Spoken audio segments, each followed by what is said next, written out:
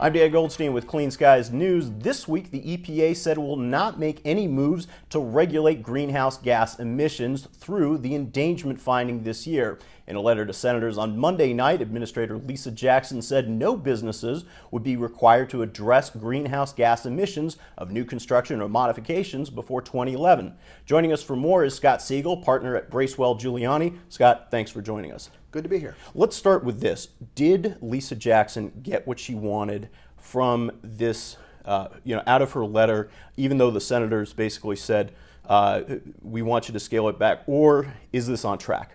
Well, let me say this. The letter is largely political artifice. It's designed to kind of deflect from some criticism of untrammeled EPA regulatory authority, which, we all thought that the agency wouldn't precipitate a complete train wreck, and I'm not so sure this letter pushes us too far back from the brink of that.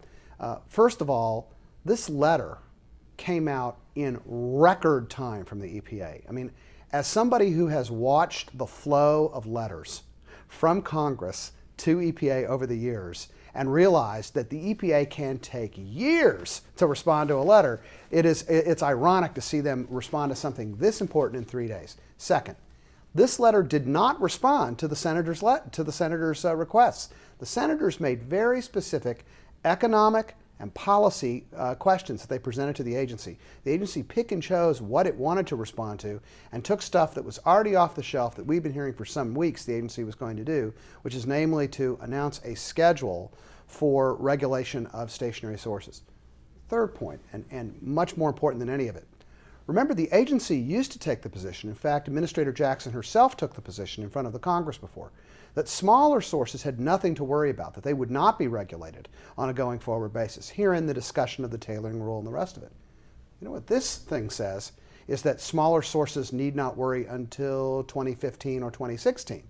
Well, that's a very different statement. In fact, in many respects, the deal EPA announced is worse for smaller sources than what the agency had been talking about in the weeks and months prior to the sending of this letter.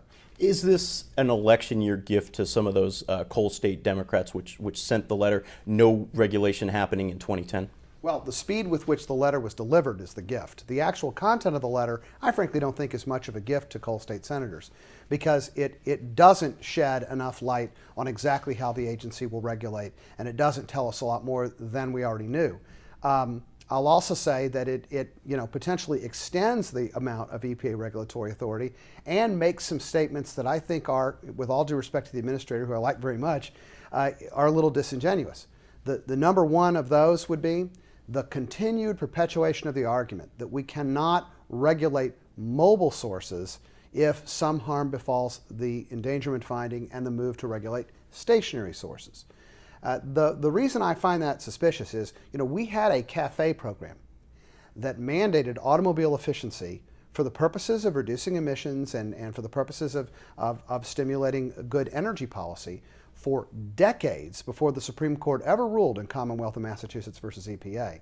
You do not need Clean Air Act jurisdiction to structure a rule which produces tangible reductions in carbon emissions from automobiles because it increases efficiency. You can do it pursuant to the transportation statutes that are already on the books. So they could take the rule essentially as it exists and rewrite it with all the same stakeholders, the auto industry, the environmentalist, non-governmental organizations, etc., get that same agreement, but just not do it pursuant to the Clean Air Act. So you don't need to have CAA jurisdiction. Now, what about her language in the letter about the tailoring rule that says we're only going to have this for 25,000 tons or more a year?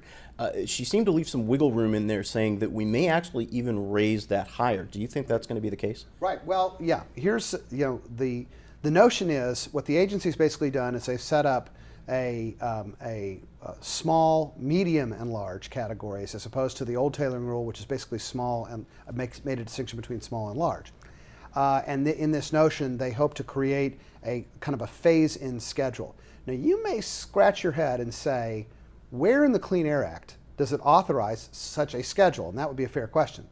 The response I assume the agency would have to that is we're allowed to pick and choose the priorities that we set for enforcement. And really, this is just an exercise of enforcement discretion by saying bigger sources are most important, medium sources less so, and then smaller sources relatively unimportant so that we won't get to them to 2015 or 2016.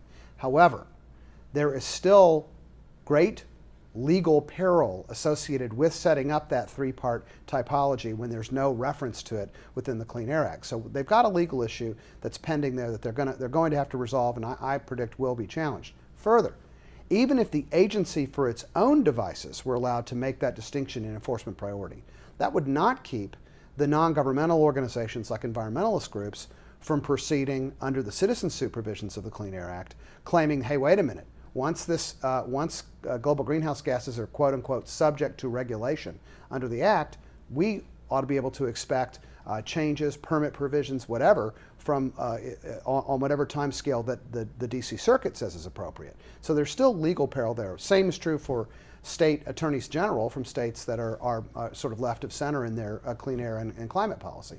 That also could be a source of legal peril for the rule, particularly when this letter back to the 8 senators was long on pronouncements but short on legal authority. All right. Scott Segal with Bracewell Giuliani. Thanks for joining us. I've been talking with Scott Segal of Bracewell Giuliani. We appreciate his insight. I'm Dan Goldstein. You're watching Clean Skies News.